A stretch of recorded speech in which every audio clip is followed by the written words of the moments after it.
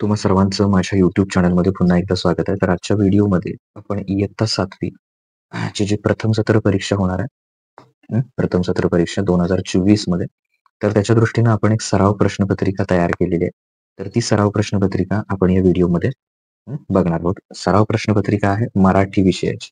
तर लक्षात ठेवा, आपण ज्या आपल्या चॅनलवर प्रश्नपत्रिका देतो त्या पूर्णपणे सरावासाठी असतात. यासारख्या प्रश्नांची जर तयारी तुम्ही केली तर तुम्हाला नक्कीच यासारखे प्रश्न तुम्हाला तुमच्या परीक्षेमध्ये दिसतील. म्हणजे हेच नव्हे, पण यासारखे या स्वरूपाचे प्रश्न तुम्हाला परीक्षेत दिसतील. तर एकूण 50 गुणांची परीक्षा असणार आहे आणि तुम्हाला एकूण 2 तास वेळ असणार आहे. इयत्ता 7वी सराव प्रथम सत्राची सराव प्रश्नपत्रिका आणि विषय कोणता आहे? मराठी. तर आता प्रश्न क्रमांक 1 बघा. ऐकून शब्द लिहा. ऐकून शब्द लिहा. तर एकूण 10 शब्द तुम्हाला तुमचे शिक्षक देतील. एकूण किती शब्द देतील? 10 शब्द देतील. तर त्या 10 शब्दापैकी तुम्ही काय करायचंय? 10 शब्द जे दिलेले असतील ते व्यवस्थित ऐकायचे आहेत आणि इथं लिहायचे आहेत. परीक्षेमध्ये तुम्हाला काय करतील? शिक्षक एकूण 10 शब्द देतील. ते 10च्या 10 शुद्ध लेखनाच्या नियमाप्रमाणे व्यवस्थित लिहिले की तुम्हाला 5 गुण मिळून जातील. आता प्रश्न क्रमांक 2 जो आहे तो मात्र आता तुमचं तुम्ही सोडवायचा आहे. खालील उतारा वाचा आणि प्रश्नांची उत्तरं द्या.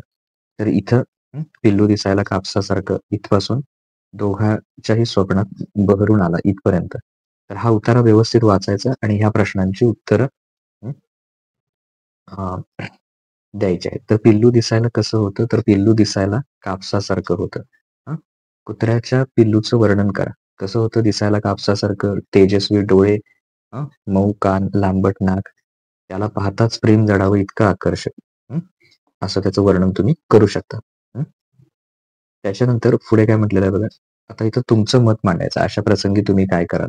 एका कुत्र्याच्या पिल्लाच्या पायाला इजा झाली आहे, असं जर झालं असेल, तर अशा प्रसंगी तुम्ही काय कराल? ते इथं तुमचं मत काय करायचं तुम्ही मांडायचं. इथं मत तुमचं ते मांडायचं आहे. आता प्रश्न क्रमांक 3 बघा. खालील कविता वाचून कृती सोडवा.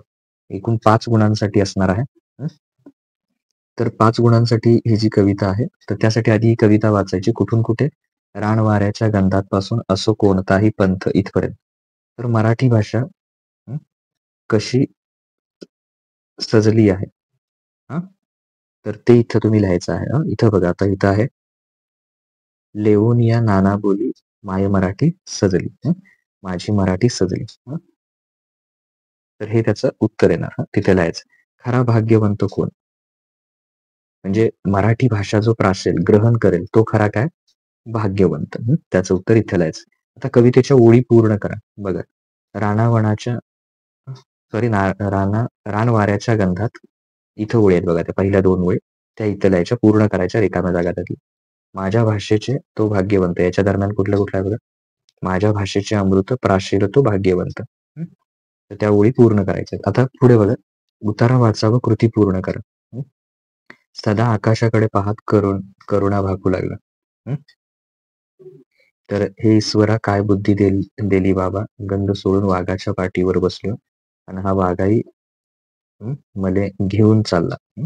इथपासून ते या विचारानं वाघाचे काळीज सुद्धा जोरजोराने धडधडू लागले. वाघाची घाबरगुंडी केव्हा उडाली? आता बघा, त्याचं उत्तर इथं आहे. घाम वाघाच्या पाठीवर उतरू लागला तेव्हा वाघाची घाबरगुंडी उडाली, असं लिहायचं. सदा आकाशाकडे पाहत करुणा का भाकू लागला? कारण तो वाघाच्या पाठीवर बसला होता आणि वाघ त्याला घेऊन पुढे चालला होता. त्यामुळे त्याच्यापासून वाचण्यासाठी तो काय करू लागला? आकाशाकडे पाहून करुणा भाकू लागला. वाघाचीच काळीज जोरजोरानं का धडू लागले?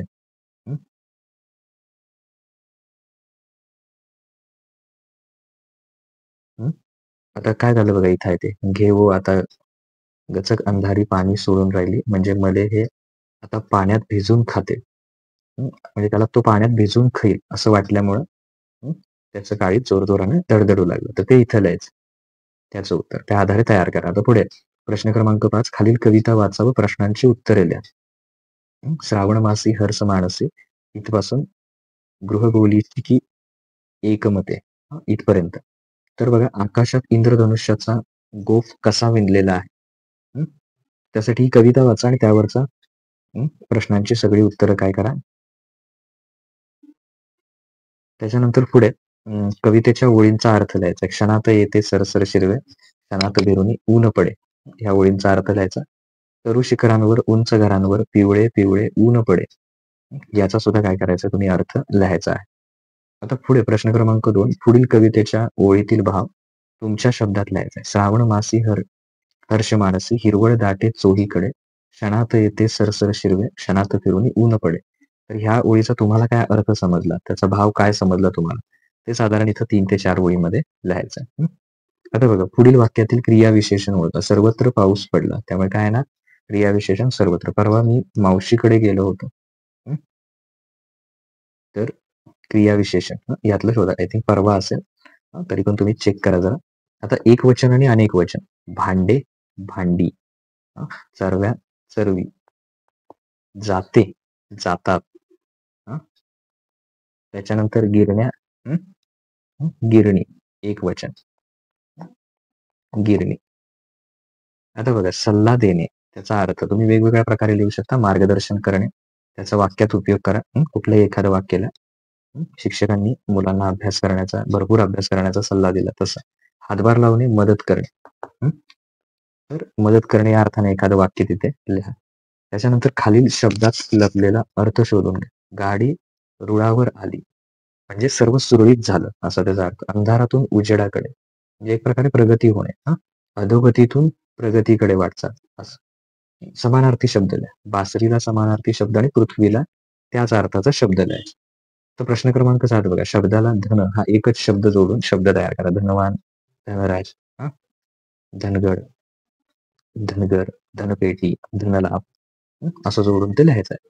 त्याच्यानंतर प्रश्न 8 जो आहे खालीलपैकी कोणत्याही एका विषयावर काय करायचं निबंध लिहायचा. माझा आवडता प्राणी आणि झाडे लावा झाडे जगवा. सराव प्रश्नपत्रिका आहे, त्यामुळे दोन्ही पण काय करा तयारी करा. किंवा एखादा माझा आवडता सण असं सुद्धा येऊ शकतं तुम्हाला. त्याच्यानंतर तुमच्या मित्राला मैत्रिणीला स्कॉलरशिप परीक्षेत प्रथम क्रमांक आला आहे त्याबद्दल अभिनंदन करणारं अभिनंदन पत्र इथे काय करायचं आहे लिहायचं आहे. पत्राचं फॉर्मॅट तुम्हाला ज्या पद्धतीने शाळेत सांगितलंय तर त्या पद्धतीने इथं काय करायचं ते पत्र इथं लिहायचं आहे. तर इथं तुमची 50 गुणांची जी प्रश्नपत्रिका आहे सराव प्रश्नपत्रिका मराठी विषयाची, तर ती मराठी विषयाची प्रश्नपत्रिका इथं पूर्ण होते. तर पुढील व्हिडिओमध्ये आपण काय करूया, इतर विषयांच्या ज्या प्रश्नपत्रिका आहेत 7वीच्या त्या सुद्धा बघूया. त्यासाठी चॅनल सबस्क्राईब करा. डिस्क्रिप्शन मध्ये तुम्हाला एक व्हॉट्सअप चॅनलची लिंक दिली आहे, त्याच्यावर क्लिक करा. तुम्हाला त्या चॅनलवर इतर सुद्धा व्हिडिओ आणि इतर माहिती 7वीच्या बाबतीत मिळून जाईल. ओके, चॅनल नक्की सबस्क्राईब करा. ओके, आणि इतर विषयाच्या प्रश्नपत्रिका म्हणजे इतर जेवढे काही आपले विषय त्या सर्व विषयाच्या प्रश्नपत्रिका आपण ऑलरेडी तयार केलेल्या आहेत. त्याची लिंक सुद्धा डिस्क्रिप्शन मध्ये आहे.